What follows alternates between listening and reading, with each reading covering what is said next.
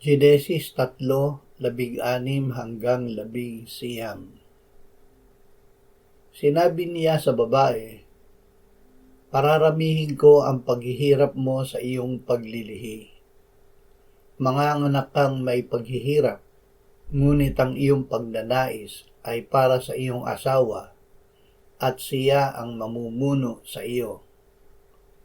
At kay Adan ay kanyang sinabi, "Sapagkat nakinig ka sa tinig ng iyong asawa, at kumain ka ng bunga ng punong kahoy na aking iniutos sa iyo na huwag kang kakain niyon, sumpain ng lupa dahil sa iyo. Kakain ka mula sa kanya sa pamamagitan ng iyong mabigat na paggawa sa lahat ng mga araw ng iyong buhay. Mga tinik at dawag ang sisibol doon para sa iyo, at kakain ka ng tanim sa parang. Sa pawis ng iyong mukha ay kakain ka ng tinapay, hanggang ikaw ay bumalik sa lupa, sapagkat diyan ka kinuha. Ikaw ay alabok, at sa alabok ka babalik." Kasalanan ang dahilan.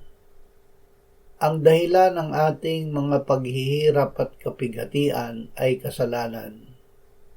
Kasalanan ang pumukaw ng galit ng Diyos at naglagay sa tao sa ilalim ng sumpa. Ngunit hindi kalooban ng Diyos na tayo ay manatiling patay sa kasalanan.